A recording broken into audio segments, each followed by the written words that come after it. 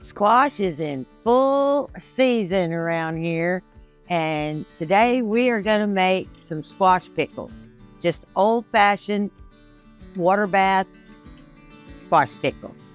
And it's just like it sounds. It's a squash that we're going to turn into a pickle. Just like you would cucumbers, we're going to do it with squash.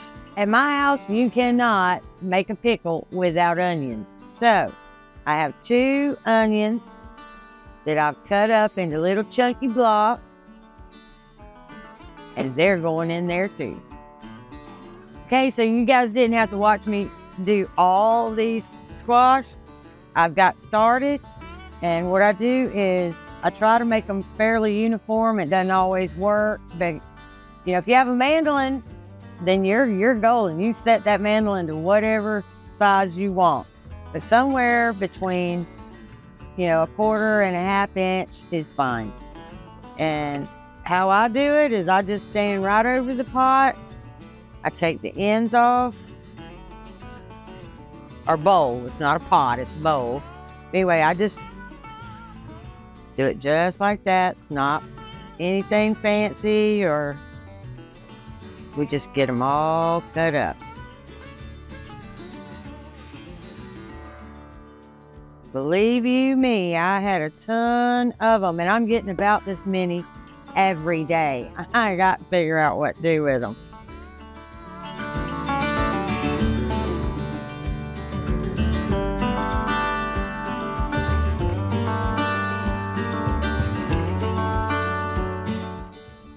Last one. Here we go. Okay, now we're going to get those onions into the bowl. Then we're just going to give them a little mix just to get them, you know, just so that they're not all together. It's really not going to make any difference after you see what I'm doing, but I'm just, because I like to play in them, I guess. All right, now we're going to add a gallon of water, or enough water to get them covered.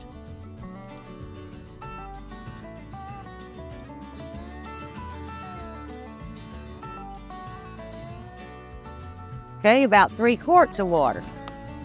I still have a little bit left. And now we're gonna put a 1/2 cup. I know that sounds like a lot, but it's not. We're gonna put a 1/2 cup of unrefined sea salt. Just like that. Gonna give that a good stir. Melt that salt. And then we're gonna let it soak. Just sit and soak for at least 2 hours.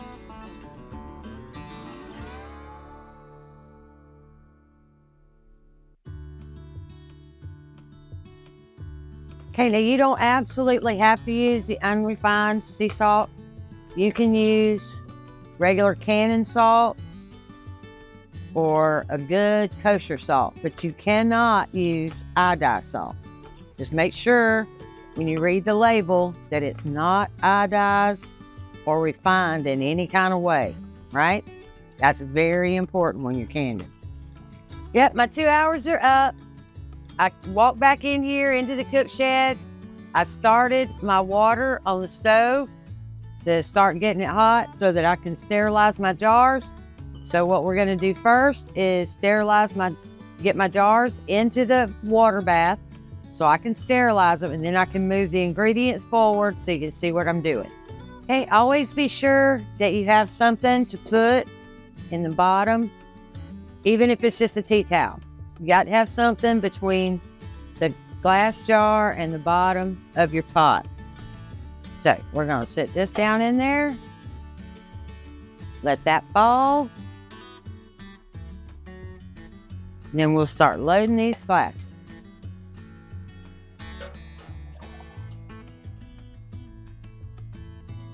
And I don't have quite enough water in here, but I do have some water out here.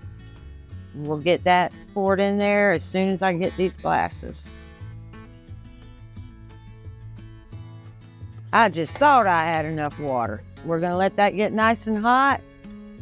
And while that's getting hot, we're gonna start our brine. Hey, I'm not sure if you call what I'm fixing to make the pickle brine or not, because this is pickle brine.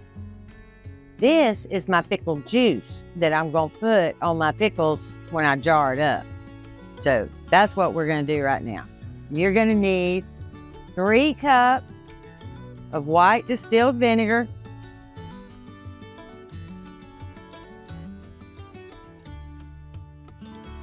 We're going to need 3 cups of sugar. 1,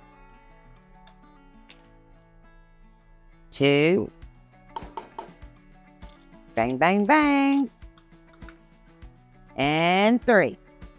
All right, we're going to need 2 teaspoons of mustard seed.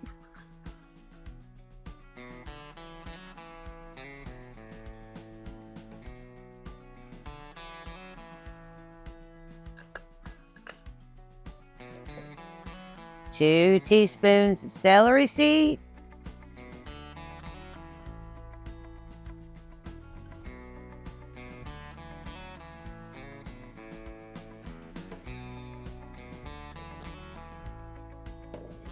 And 2 teaspoons of turmeric. See how easy this is?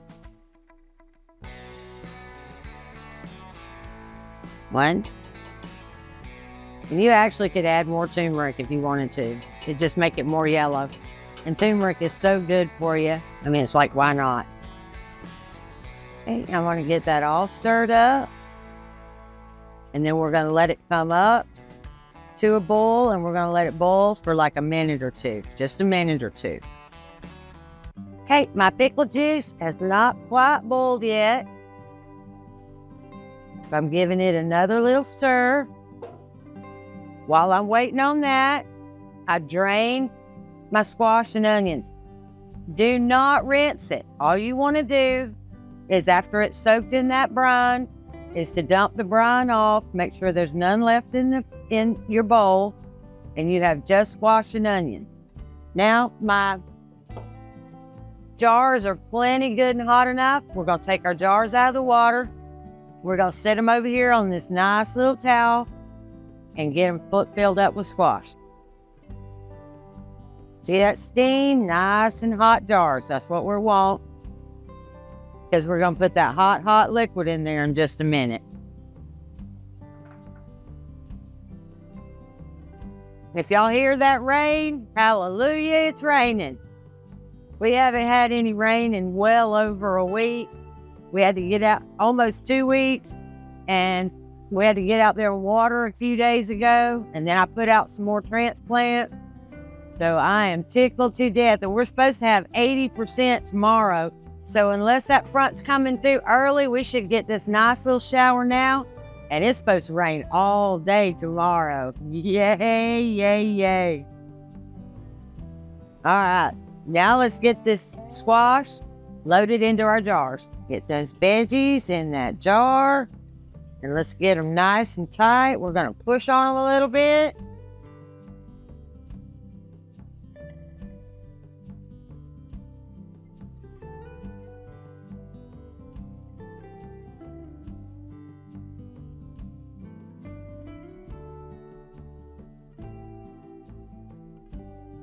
Last jar, and I did a pretty good job. That's all I got left, and I'm making use that. In fact, I think I put some more in that one. Drop these onions in there.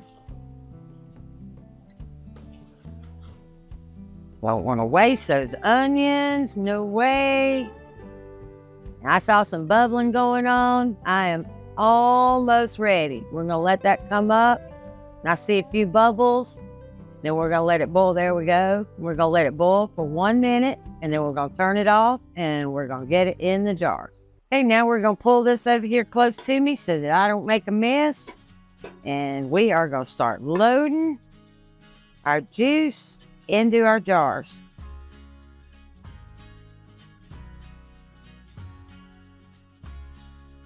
And I want it to come up to that 1/2 inch right at the neck of the jar. That's where I want it.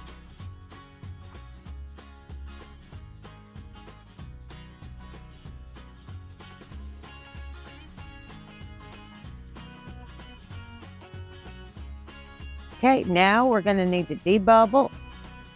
See, even as good as I packed it, you're always gonna get some bubbles. So you need to go around the outside and push.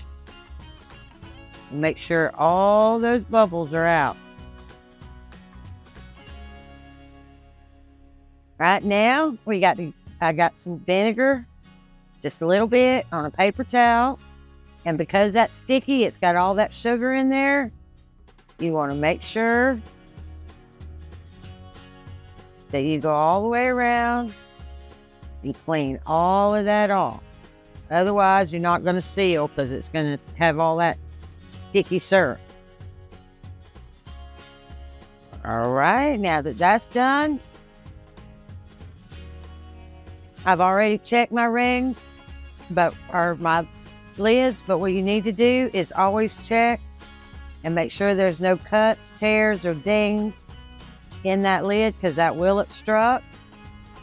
And I've already done that when I rinsed them off, so we're good to go.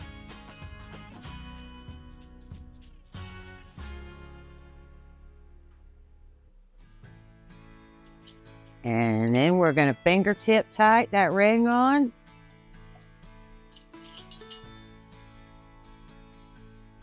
And now it's time to get them back in that hot water.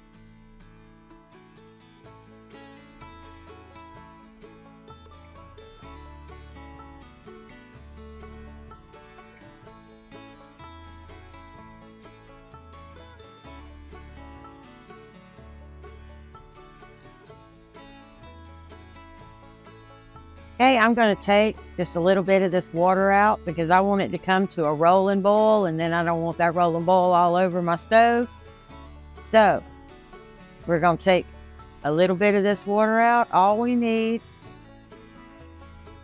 is a good 1/2 inch of water over the top of that lid. As long as I got that, I'm just fine. I have a 1/2 cup of vinegar, and I'm just going to pour that vinegar all around in there. Stop your jars from being all cloudy and you having to scrub them. They'll come out nice and clean if you just put that vinegar in there. Now we're just going to put a lid on there to help it along, and maybe it'll boil a little faster. And then we'll start that timer as soon as we're at a rolling boil. Okay, and in case you guys noticed that I had water spots all over me, I told you it was raining. Guess who left their ladle inside? This is an outdoor kitchen, and I left the ladle in there, and it was pouring. So that's why I look all wet and soppy. Okay, I'm boiling good now, so I'm going to start that timer for 15 minutes. All right, time is up. I'm going to turn that off. I'm going to lift that lid, and I'm going to let them set for just a few minutes before I pull them out.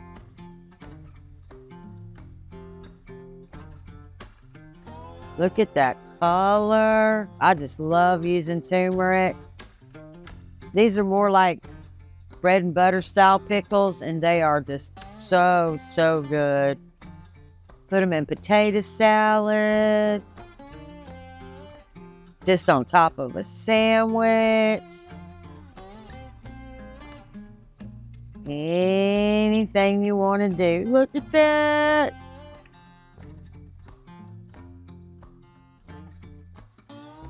Now all I have to do is wait for that wonderful ping, ping, ping, which should be happening any minute now.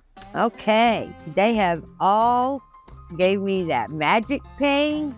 So now all I have to do is leave them sit right here till tomorrow. Make sure it wasn't a false seal. Then I'll get the rings off, wipe my jars down, and they're ready to go on the shelf. I hope you guys enjoyed this video as much as we enjoyed making it. And if you like zucchini bread, it's right up there. Catch you next time.